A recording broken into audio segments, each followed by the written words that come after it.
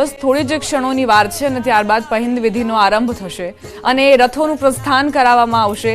એટલે અહીં જે કથા દંતકથાઓ છે એ જ સંદેશ આપી રહી છે કે મહારાજાધિરાજના દરબારમાં સર્વ કોઈ એક જ છે અને ભક્તિભાવ એ જ તમે અર્પણ કરી શકો છો ભગવાનને। જગતના નાથ હોય છે અને તેમની સામે નાના વ્યક્તિ હોય કે મોટા વ્યક્તિ હોય એ સમાન કયા છે। અહીંયા કોઈ પણ પ્રકારનો ભેદભાવ રાખવામાં આવ્યો નથી કે કોઈ ઉચ્ચ નીચની કોઈ જાતિને પણ અહીંયા ભેદભાવ રાખવામાં આવ્યા નથી। અહીંયા દરેક સમાન છે, દરેક સર્વ એક છે અને એક થઈને આજે ભગવાન જગન્નાથજીના રથયાત્રાને આજે તેમને આજે દર્શન કરીશું।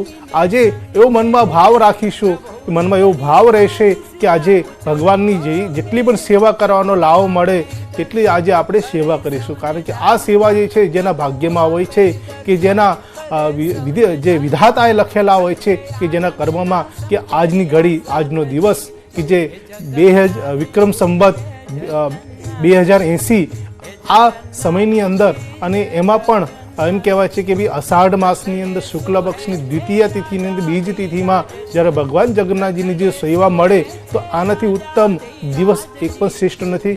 આ 2024નો આખા વર્ષનો ઉત્તમ શ્રેષ્ઠમાં શ્રેષ્ઠ દિવસ હોય તો અષાઢી બીજનો આજનો શ્રેષ્ઠ દિવસ છે। હવે વાત કરીએ તો ગરમાબાઈ જે છે જે ભગવાન શ્રી કૃષ્ણની સેવા તો કરે છે અને તેમને ખીચડી પણ અર્પણ કરે છે, પણ ભગવાન જમતા નથી।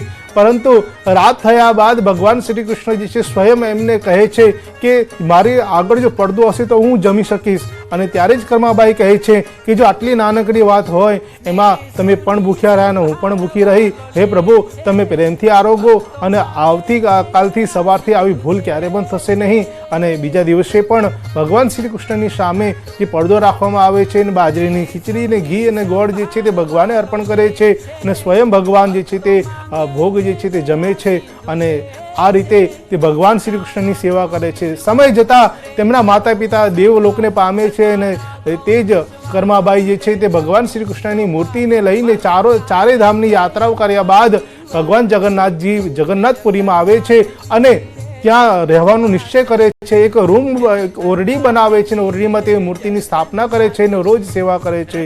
સમયકાળ વીતતા એક સાધુ મહારાજ ત્યાં આવે છે અને સાધુ મહારાજ જોવે છે કે કર્માબાઈ નાયા ધોયા વગર ભગવાનને ખીચડીનો ભોગ અર્પણ કરે છે। સાધુ મહારાજ તેમને નીતિ નિયમો જણાવે છે અને નીતિ નિયમો જણાવ્યા બાદ તે કર્માબાઈ તે રીતે તે નીતિ નિયમોનું પાલન કરે છે। તે સ્નાન પવિત્ર દઈને પૂજાપાઠ સેવા કરીને ભગવાનને ખીચડી બનાવે અને અર્પણ કરે છે, પણ આમ કરતાં તેમને ખૂબ જ મોડું થઈ જાય છે અને તેથી જ જ્યારે ભગવાન જગન્નાથજી જે છે તેમને પણ જે ભોગ જે છે પ્રાપ્ત કરવા માટે પણ એક આતુરતા હોય છે કે એક પ્રકારની એક તલ પાપડ થતા હોય છે અને ભગવાન શ્રી કૃષ્ણ એમ કહેવાય છે કે બાળ સ્વરૂપે તે કર્માબાઈને ત્યાં ઓરડીએ આવે છે અને રોજ જમે છે અને રોજ જમે છે। પણ જ્યારે સાધુ મહારાજ નીતિ નિયમ કહે છે ત્યારે તે બાળકને જમવાનું મોડું થાય છે અને જ્યારે ભગવાન જે છે તે પ્રાતઃકાળની અંદર જમતા હોય છે તો તે ભોગ લેતા હોય છે તો તેનો ભાવ જે છે તે પોતે જ જાણતા હોય છે, પણ તેમની જે સેવકો હોય છે મંદિરના પૂજારી હોય છે તે જાણતા નથી। પરંતુ જ્યારથી સાધુ મહારાજ નીતિ નિયમો કહે છે ત્યારે ભગવાનને જમવામાં એટલે કે ભોગ લેવામાં મોડું થાય છે અને પૂજારીને પણ ખ્યાલ આવે છે કે ભગવાનની જે છે મુખારવિંદની અંદર એક ખીચડી જે છે તે દેખાઈ આવે છે, હાથ પણ એમના હેઠા દેખાય છે। અને જ્યારે આ રીતે જે પૂજારી જે છે ભગવાનને પ્રાર્થના કરે છે કે પ્રભુ આ કઈ રીતે બની શકે, તો ત્યારે ભગવાન સ્વયં તે પૂજારીને કહે છે કે કર્માબાઈ જે છે કે જે નગરની અંદર જે રોજ મને જમાડે છે હું બાળક સ્વરૂપે ત્યાં જઈને જમું છું, પરંતુ સાધુ મહારાજને નીતિ નિયમ જણાવ્યા બાદ મને જમવામાં મોડું થઈ જાય છે, માટે મારા મુખારબિંદ ઉપર જે છે તે ખીચડી જે છે તે દેખાય છે અને હાથ પણ હેઠા દેખાય છે। આ રીતે મંદિરના પૂજારી જે છે તે સાધુ મહારાજને કહે છે, સાધુ મહારાજ તે નીતિ નિયમને છોડવા માટે કર્માબાઈને કહે છે અને તેથી જ જ્યારે કર્માબાઈ તે જાણે છે ને તે પ્રકારે જે છે તે પુનઃ નાયા ધોયા વગર ભગવાન શ્રી કૃષ્ણને જે ખીચડી જમાડે છે ભોગ અર્પણ કરે છે અને તેથી ભગવાન આનંદથી તેને માણે છે અને ભોગ લે છે અને આ રીતે સમય જતાં કર્માબાઈ પણ દેવલોકને પામે છે અને ત્યારે ભગવાન શ્રી કૃષ્ણના જે મુખારબિંદુ પર જે છે તે અશ્રુની ધારા વહેવા લાગે છે અને ત્યારે મંદિરના પૂજારી કહે છે કે પ્રભુ અમારા દ્વારા કોઈ પૂજાની અંદર કોઈ ખોટ રહી ગયું હોય કે કદાચ કોઈ ઉણપ રહી ગયું હોય તો અમને કહો પ્રભુ, તમે અમારાથી નારાજ ન રહેશો. તમે તમારા મુખારબિંદુ પર જે અશ્રુ જે દેખાઈ રહ્યા છે તેનાથી અમે ખૂબ જ દુઃખી થઈએ છીએ. ત્યારે ભગવાન જગન્નાથજી તેમને કહે છે કે કર્માબાઈ જે છે તે મને રોજ જે છે ખીચડી જમાડતા હોય છે, પરંતુ આજે તે નથી, તે દેવલોક પામ્યા છે, હવે મને કોણ જમાડશે? ત્યારે મંદિરના પૂજારી કહે છે કે જેમ કર્માબાઈ તમને જમાડે છે તેમ અમે પણ આપને ખીચડી જમાડીશું. અને તેથી જ ત્યારથી કર્માબાઈના નામથી એ જે બાજરીની ખીચડી છે તે ભગવાન જગન્નાથજીને અર્પણ કરવામાં આવે છે. દીપેનભાઈ, અત્યારે ભગવાનનો સરસ મજાનું આ રૂપ જે છે, આંખો પહોળી છે, હાથ પગ સંકોચાઈ ગયેલા છે. નેત્રોત્સવ વિધિથી લઈને હવે નેત્ર ઉન્મિલન વિધિ બાદ ભગવાનનું આ જે રૂપ છે તે ભક્તોને ભાવે ભોર કરી દે તેવું છે. કારણ કે આ સ્વરૂપ જે છે ને એક આનંદ આપનારું છે, અને આ આનંદ આપનારું જે સ્વરૂપ જે છે ને તે જીવનની અંદર રહેલી અલગ અલગ પ્રકારની તમામ પ્રકારની જે છે આપણા મનમાં રહેલા જે પ્રશ્નો જે છે, સંશય છે કે જે પીડાઓ છે ને તે આજે સમન કરવાના છે. આજે દરેક નગરજનો, અમદાવાદના કર્ણાવતી નગરજનો ના આજે મનમાં જે છે કે ઘણા બધા એવા પ્રશ્નો હોય છે. કોઈને શારીરિક પીડા હોય, આર્થિક રીતે હોય, કોઈને માનસિક રીતે, કોઈના કાર્યક્ષેત્રને લઈને હોય કે જોબ હોય, બિઝનેસ હોય, નાનો મોટો વ્યાપાર હોય, ખાસ બાળકોને વિદ્યાભ્યાસને લઈને પણ હોય છે, વૃદ્ધોને પોતાના સ્વાસ્થ્યને લઈને હોય છે, પરિવારને પોતાના પરિવારનું જે છે સંપ હોય છે તેને લઈને હોય છે. તો આ તમામ પ્રકારના જે સંશય જે છે આજે ભગવાન જગન્નાથજી, મોટાભાઈ બલભદ્ર અને બહેન સુભદ્રાના દર્શનથી જ આજે તમામ પ્રકારની સમસ્યાઓનો આજે અંત આવશે.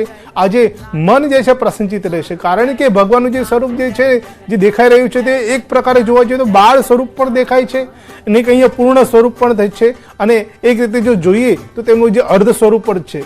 જેમ કહેવાય છે કે ભગવાન વિશ્વકર્માજી ઇન્દ્રદ્યુમ્ન જે રાજા હોય છે તેમને કહે છે કે ભાઈ હું આ મૂર્તિ તો બનાવીશ, પરંતુ 21 દિવસની જે છે વય મર્યાદા છે, અને આ સમય દરમિયાન હું એક રૂમની અંદર ભગવાનની જે છે અહીંયા એક કાષ્ટમાંથી તેમને એક મૂર્તિનું નિર્માણ કરીશ, પરંતુ જો મને રોકવામાં આવશે, ટોકવામાં આવશે તો હું ત્યાં જે કાર્યને પૂર્ણ એટલે કે છોડીને જતો રહીશું. એટલે ભગવાન વિશ્વકર્માજી જે છે તે એક અલગ પ્રકારના જે કાષ્ટ હોય છે તો એ કાષ્ટ દ્વારા દીપેનભાઈ, હું આપને અટકાવવા માંગુ છું. સીધી તસવીરો ત્યાંથી આવી રહી છે.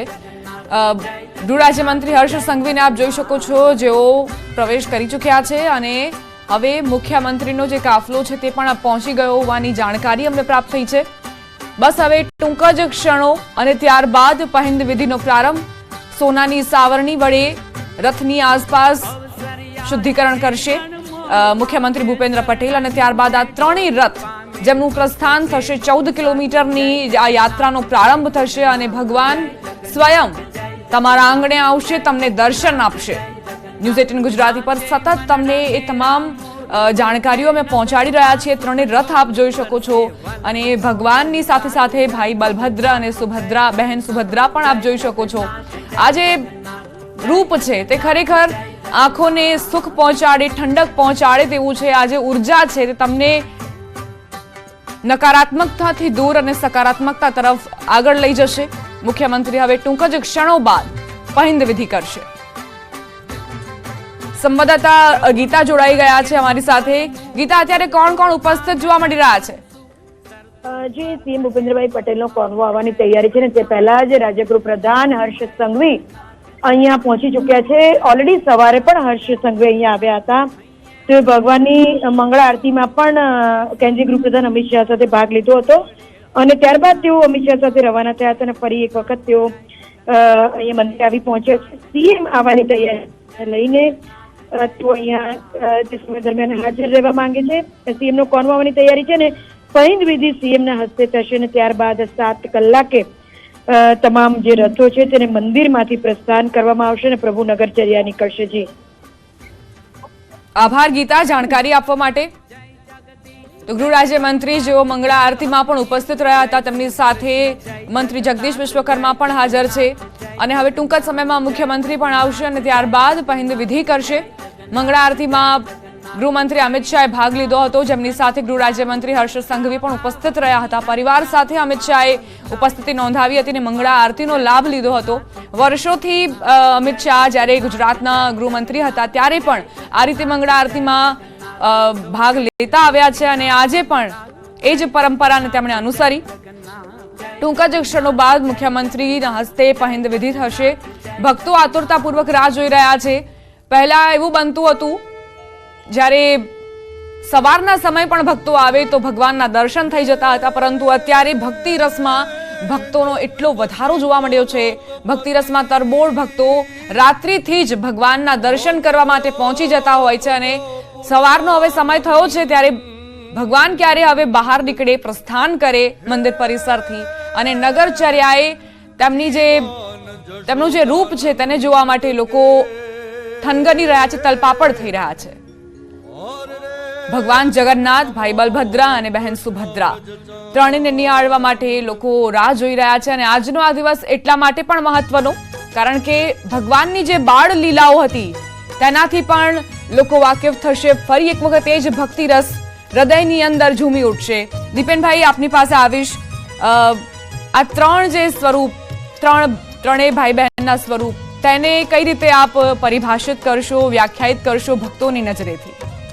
ભક્તોની નજરેથી જો કહેવામાં આવે તો ભગવાન જે જગન્નાથજી જે છે તેમના મોટા ભાઈ બલભદ્ર એટલે કે મોટા ભાઈ છે. મોટા ભાઈની જવાબદારી હોય છે કે પોતાના નાનાની જે છે રક્ષા કરવાની, અને માટે જ નગર યાત્રાએ જતા રથને જે પ્રથમ સ્થાન જે છે તે બલભદ્રજીને આપવામાં આવે છે. અને માટે જ તેમના રથને પણ તાલ ધ્વજ નામથી પણ આપણે જાણીએ છીએ. ભક્તોની દ્રષ્ટિએ જો જોવા જઈએ તો જ્યારે મોટા ભાઈ બલભદ્રના જો તમે દર્શન કરો છો તો તમારી એક માનસિક જે છે તે શાંતિની પ્રાપ્તિ થાય છે. કારણ કે જો જગન્નાથની જે રક્ષા કરતા હોય છે, જો તમે તેમની દર્શન કરો છો તો તમને પણ એક અલગ પ્રકારની ઉર્જાઓ તમને પ્રાપ્ત થાય છે. તમારું મન પ્રસન્નચિત રહે છે અને તમારા મનમાં રહેલા જે કે સંશય હોય છે તે દૂર થાય છે. બહેન સુભદ્રાજીના જ્યારે દર્શન કરે છે, તેમના રથના દર્શન કરે છે તો પદ્મધ્વજ નામથી આપણે જાણીએ છીએ. અને તેમના દર્શન કરવાથી એક ભક્તોમાં જે છે અલગ પ્રકારની જે છે તે એક સ્મિત હોય છે, એક આનંદ હોય છે. અને તે આનંદ જે છે તે શબ્દોમાં નથી વર્ણવી શકતા, કારણ કે બહેન જે છે, બહેનના દર્શન કરીએ છીએ તો એક પ્રકારનો એક આનંદ હોય છે. ઘર પરિવારની અંદર રહેલી નાની મોટી સમસ્યા હોય છે તે દૂર થાય છે અને ઘરમાં એક એકતાની જે ભાવના જે છે તે જાગૃત થાય છે. અને માટે જ તેમનું દર્શન કરવું ને એક અનેરો એક મહત્વ છે. અને માટે જ આજના દિવસે તો એક શ્રેષ્ઠ દિવસ બને છે જ્યારે જગન્નાથજી જે ત્રણેય લોકોના નાથ છે, 14 લોકોના જે નાથ છે, તેમની આ જે રથયાત્રા અંતિમ જે છે તેમનો રથ રહેવાનો છે. અને તેમને અલગ અલગ પ્રકારના રથના નામથી આપણે પણ જાણીએ છીએ. જે છે કે નંદી ઘોષ છે, ગરુડ ધ્વજ છે, તો અલગ અલગ પ્રકારના નામથી આપણે જાણીએ છીએ. અને તેમના દર્શન કરવાથી જન્મો જન્માંતરના પાપોનો નાશ થાય છે. અને જ્યારે ભક્તોની દ્રષ્ટિ વિશે જો વાત કરીએ તો તેમના દ્રષ્ટિકોણથી વાત કરીએ તો આજનો દિવસ એમના માટે અનેરો છે. કારણ કે વારંવાર દર્શન કરવાથી, વારંવાર તેમના લાભ મેળવવાથી પણ એક પ્રકારનો જે સંતોષ હોય છે તે સંતોષાતો નથી. જેટલી વાર ભગવાનની સાથે રહીએ તેટલો જ આનંદ કરીએ. કે જેમ ગોપીઓ જે છે તે ભગવાન શ્રી કૃષ્ણની સાથે રહેતા હોય છે, રાસલીલા જે છે તે કરતા હોય છે, તોય છતાં તેમનામાં જે છે એક પ્રકારનો જે સંતોષ છે સંતોષાતો નથી. જેમ દરેક પ્રકારના જે દેવતાઓ હોય છે તે ગોવાળિયાના સ્વરૂપ લે છે, તેમના સખાના સ્વરૂપ લે છે અને તેમની સાથે રાત દિવસ રહે છે, પરંતુ તેમની જે પ્રેમ જે મળે છે, તે હૂંફ જે મળે છે તે પણ સંતોષાતી નથી. કારણ કે જેટલું વધારે ભગવાનનો સાથ મળે તેટલા જ જન્માંતરના પાપોનો નષ્ટ થાય છે.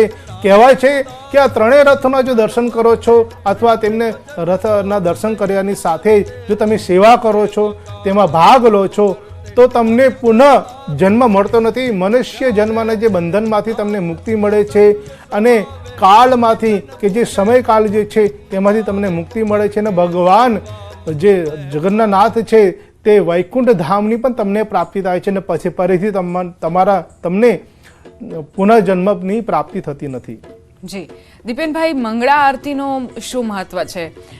દર વર્ષે આપણે જોતા આવ્યા છીએ કે ભક્તો ઉમટતા હોય છે, વહેલી સવારથી શું મોડી રાતથી જ પહોંચી જતા હોય છે કે તેઓ મંગળા આરતીના દર્શન કરી શકે, કારણ કે એવું કહેવાતું હોય છે કે મંગળા આરતીના દર્શન માત્રથી પાપોનો નાશ થાય છે. ગૃહમંત્રી અમિત શાહ જેઓ દર વર્ષે ભાગ લેતા હોય છે પોતાના પરિવારની સાથે, તો તેનું મહત્વ પણ જણાવજો. તેનું પણ મહત્વ ખૂબ જ શ્રેષ્ઠ અને ઉત્તમ છે કે જ્યારે ભગવાન રાત્રિકાલ સમય દરમિયાન જ્યારે શયન કરતા હોય છે અને જ્યારે સૂર્ય ઉદય થવાનો હોય છે તે સમયની પહેલાં ભગવાનને જે છે તે જગાડવામાં આવે છે અને ભગવાનની સામે એક શ્લોક કહેવામાં આવે છે કે ઉત્તિષ્ઠ તુષ્ટ ગોવિંદ ઉત્તિષ્ઠ ગરુડધ્વજ ઉત્તિષ્ઠ કમલા કાંત મંગલાય ત્રિલોકનાથ. હે પ્રભુ, તમે જાગૃત થાવ, તમે શયન નિંદ્રામાંથી યોગ નિંદ્રામાંથી જાગૃત થાવ, અમને દર્શન આપો. ત્યારે ભગવાનની સેવા પૂજા કરવામાં આવે છે અને તે જ સેવા પૂજાને કહેવાય છે મંગલાચરણ. અને મંગલા આરતી એ કરવાથી જ દરેક પ્રકારનું મંગલ થાય છે. અને માટે જ્યારે પરિવાર સાથે ભગવાન જગન્નાથજીને આપણે મંગલા આરતી કરતા હોય છે તો તમારા જીવનની અંદર તમામ પ્રકારની સમસ્યાઓનો અંત આવે છે અને ભગવાન જે છે હંમેશા મંગલ કરે છે. અને માટે જ તેને મંગલા આરતી પણ કહેવામાં આવે છે. અને આ આરતી કરવાનું પણ એક વિશેષ મહત્વ છે, કારણ કે કહેવાય છે કે ભગવાન શ્રી કૃષ્ણના કોઈ પણ મંદિરની અંદર, કોઈ પણ ધામની અંદર જો તમે જશો ને, જેમ કે સોલાભાગુ વિદ્યાપીઠ હોય કે જગન્નાથપુરી હોય કે શ્રીનાથ દ્વારા હોય કે દ્વારકાધીશના મંદિરની જો વાત કરીએ તો તેનું એક અલગ પ્રકારના